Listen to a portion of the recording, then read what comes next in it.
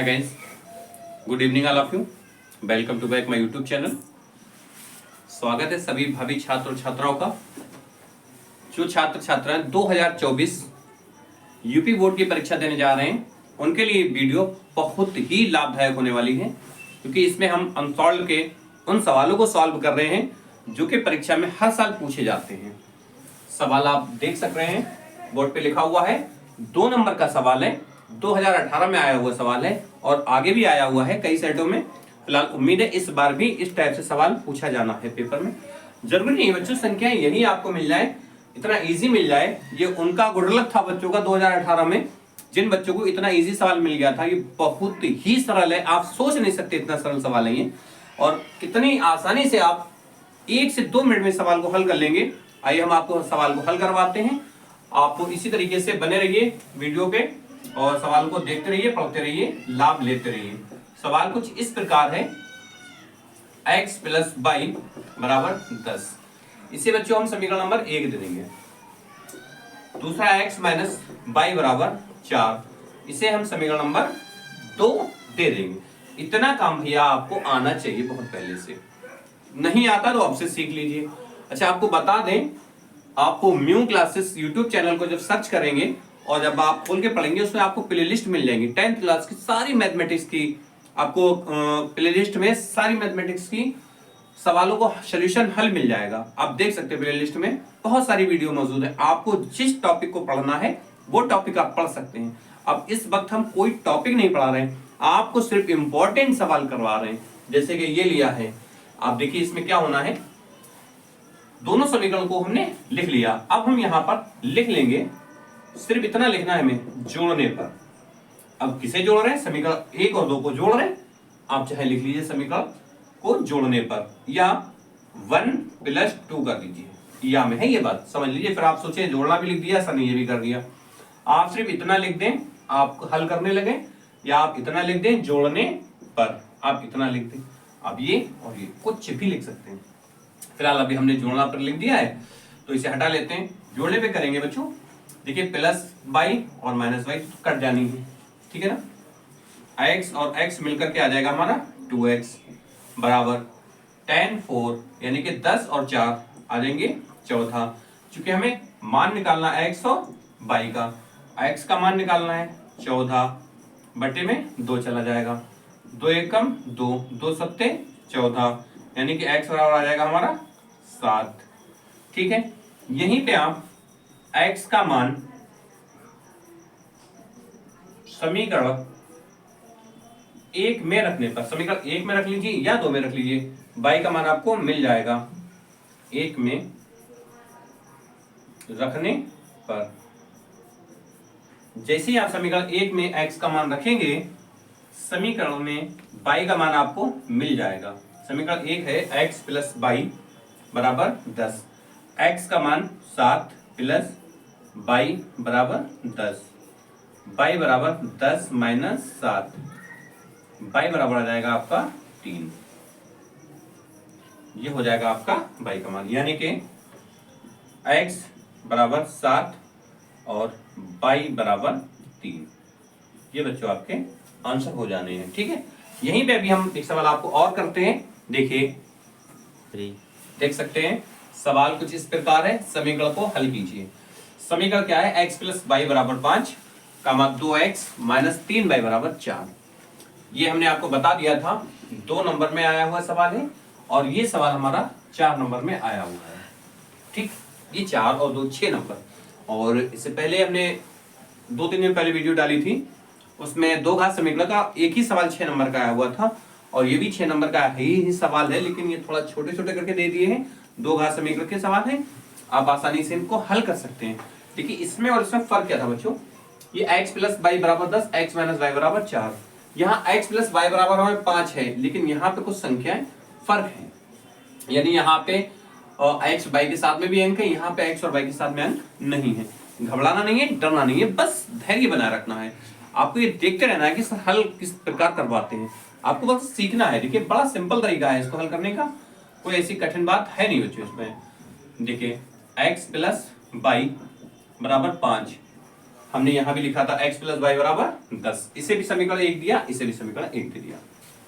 दूसरी समीकरण 2x minus 3y बराबर 4, समीकरण नंबर 2।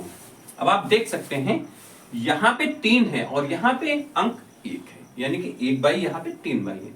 क्यों ना इसमें हम 3 बाई से गुणा, सॉरी सिर्फ 3 से गुणा करवा दें, 3 बाई से नहीं, ओनली 3, ठीक है ना। ऐसा करने से देखिए क्या होगा, 3 से जब पूरी समीकरण में हम गुणा कराएंगे तो आ जाएगा 3 एकम 3x और प्लस 3 एकम 3 बाई बराबर 3 पंचे 15, समीकरण नंबर 3, ठीक है। ऐसा करने से क्या हुआ, x और y के मान हमारे बराबर हो गए। अच्छा, गुणा हम 2 से भी करवा सकते थे, तो यहाँ पे x और x यानी कि 2x और 2x बराबर हो जाते, लेकिन 2x और 2x के जो निशान है, जो साइन है, जो चिन्ह है, वो दोनों सेम थे। यहाँ पे क्या था, ये प्लस था, ये माइनस था, ये कट सकता है कब, जब यहाँ पर 3 हो जाए। तो हमने यहाँ पर 3 करने के लिए 3 से पूरे समीकरण को गुणा कर लिया। जैसे ही हमने 3 से गुणा किया और अंक हमारे बराबर हो गए और निशान भी अपोजिट यानी प्लस माइनस हो गए। अब ये प्लस माइनस आसानी से कट सकते हैं, देखिए कैसे। फौरन हम यहां पर लिखेंगे 1 प्लस 2। अब इतना लिखने का मतलब है कि समीकरण 1 को समीकरण 2 में जोड़ने पर, या समीकरण 1 और समीकरण 2 को जोड़ने पर। चूंकि देखिए टाइम कम है तो थोड़ा तेजी से पढ़ाना है, आप देखते रहिए। अगर ना समझ में आए तो कमेंट करके पर्सनल आप पूछ लीजिए, ठीक है ना। अब ये देखिए प्लस करने से क्या होगा, 3 बाई माइनस 3 बाई प्लस दोनों आपस में कट जाएंगे। बची हुई संख्या हमें लिखनी है, यानी कि 2x और 3x मिलकर के आ जाएंगे 5x बराबर, इधर आपका कितना आ जाएगा, सॉरी देख सकते हैं कुछ ऐसा लग तो नहीं रहा है फिलहाल। चलिए देखते करते हैं। 15 और 4 आ जाएगा हमारा 19। x का चूंकि मान निकालना है तो 19 और बटे में x आ जाएगा, सॉरी x का मान बटे में यानी कि 5 आ जाएंगे। तो x का मान आ जाएगा 5 बटे 19। अब हमें निकालना है y का मान। अब y का मान निकालने के लिए क्या करेंगे हम, x का मान समीकरण 1 में रखने पर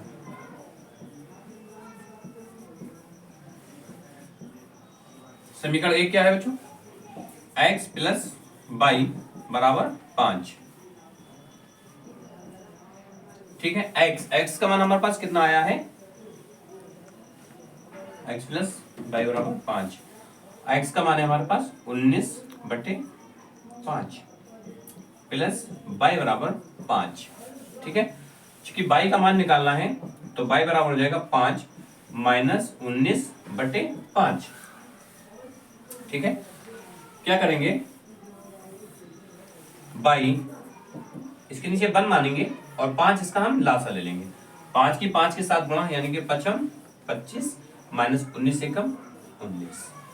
अब चूंकि 19 प्लस के हैं, सॉरी 19 माइनस के 25 प्लस के हैं, 25 में से 19 निकल जाएंगे तो कितने बचेंगे हमारे, 6 बटे 5।